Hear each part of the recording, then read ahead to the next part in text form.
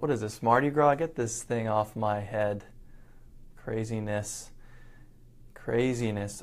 Hey everyone, this is Blake Stockton, a consultant at the Florida SBDC at UNF. And today we're going to talk about online reviews, an online review strategy, and some best practices that I'm seeing clients use to get more reviews and really talk about the opportunity. It's a huge opportunity right now for business owners to take advantage of getting more reviews online and ranking higher in various online directories like Google Local, like Yelp, like TripAdvisor. These platforms aren't based only on reviews, but that's a big component of it. And for example, reviews are getting more popular, more prominent because about a year ago, Google changed their local display from your business's name. If someone types in, restaurants, Southside, all these restaurants would pop up, and the name of the business would be there. And it used to be the address, right? You think that the address would be the most important thing people are looking for. Well, Google changed it they flipped the address and the reviews. So now it's the name of the business and all of the reviews of the business. So Google's probably looked at tons and tons of data to realize people make their decisions more based off of reviews than distance from where they are. Really interesting, I think, insight there. And Google they also changed, Facebook more reviews because people. So the other big change is that on your Google MyBusiness listing, so when someone types in your business and that listing on the right pops up about your business and all of the information, about 6 months ago, they updated that listing to now pull reviews from all across the web, from Facebook, from Yelp, TripAdvisor, HomeAdvisor, I think Foursquare for restaurants, any other industry directories as well. And they display the reviews. They display your average review on that Google My Business listing. So it's a great opportunity to build a kind of a psychology principle, an influence and persuasion principle called social proof. So, and the idea is that behind social proof is that if a ton of people are already liking your business, your products, whatever you're offering, your services, then there's a good chance that I'm going to like it.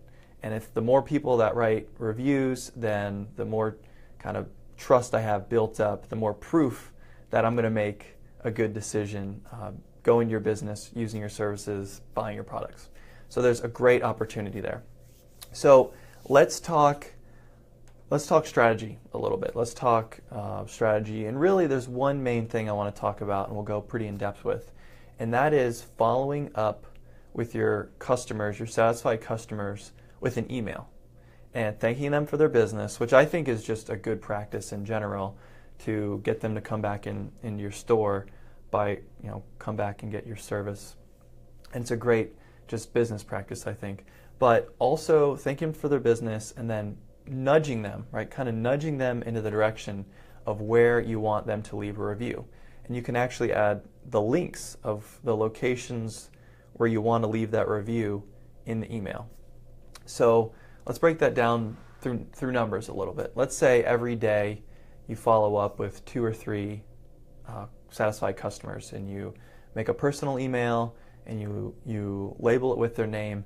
Let's say that's 500-600 emails throughout the year. And it's going to take time, right? It's some effort at the end of the day. But if those 500-600 emails can yield you another 100 reviews online, that's tremendous. If you can get 60 more reviews on Google, especially when your competitors might only have 10, 20, that's going to give you an opportunity to rank higher in Google Local and Google Maps search, which will drive more traffic to your business and to your website. So I think it's important to have that as an online review strategy, have some type of email follow-up either for you or your team that can be done every day. That can also be done through, if I were in your shoes, I would make a template that would be easily copy and pasted, and you can customize a couple things, maybe the name of the person, maybe you can put the name of the person in the subject line of that email, which makes them more likely to open it. There's maybe the first sentence you want to customize it to what they bought or what you talked about that day. do a little bit of customization, but all the links, all the places you want to nudge them to write reviews can all be copy and pasted. And I wouldn't do more than 3. I think it really depends on your business, but you probably would want to do Google first if you're looking for more Google reviews, maybe a Yelp or a Facebook where you can nudge people along.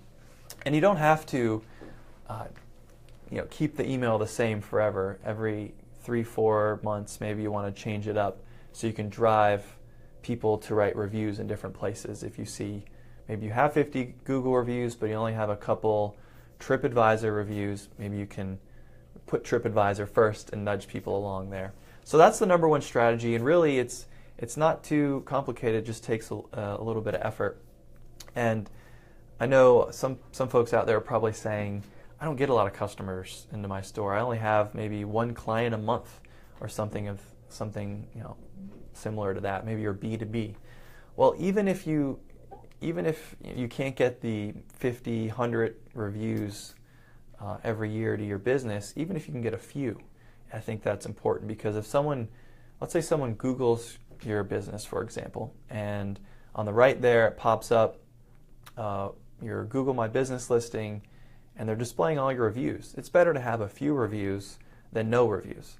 And I would go after that just with the same kind of emails as a business that gets a lot more traffic, to really improve that social proof.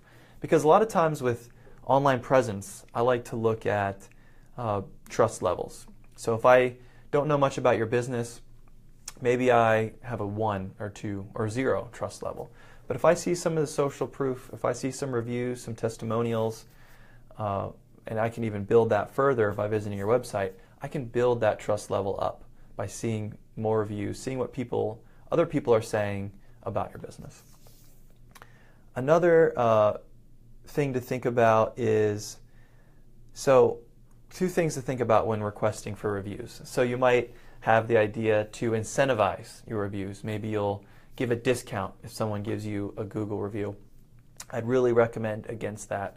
And I think all the platforms, in particular Google, they have it as a big no-no to incentivize reviews, because you're kind of messing up the review system, the honesty, the ethics, the review system.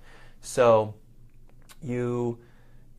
so an example is, you wouldn't want to send an email blast to all of your past customers or your whole email list saying you'd give a discount for leaving a review on Google, because Google will see that, hey, you got 30 reviews in 48 hours. This is a red flag, something's going on there, and they will actually remove your listing off of Google My Business. So I wouldn't try to incentivize any of the reviews, just because I don't know if the juice is worth the squeeze there, where you could have something pretty negative happen as a result of that incentivizing them and getting all those reviews at once.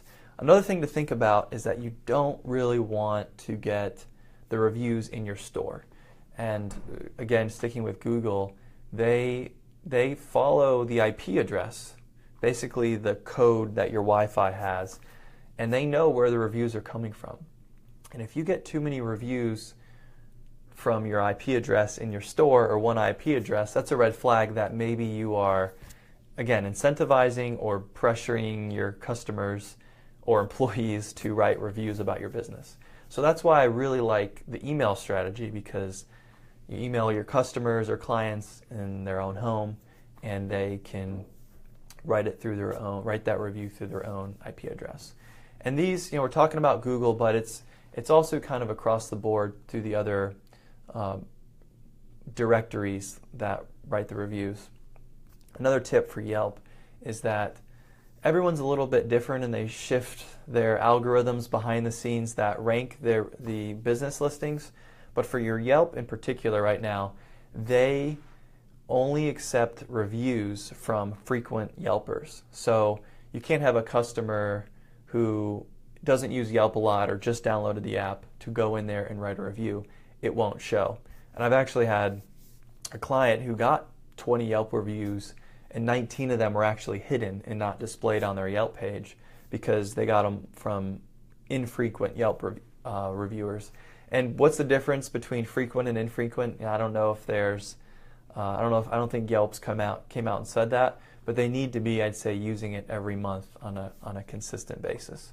So with Yelp, your strategy might be a little bit different, where maybe in the store, if, well, I guess it might be more of an in-store strategy where you create a conversation to see if they are a Yelper or a frequent Yelper, and you can kind of have that dialogue in your store. Or you've probably seen a lot of those stickers on the front of businesses where they say, people love us on Yelp, where they're not really asking for a review, but they're displaying, we're on Yelp, we're open to reviews, please give us a review.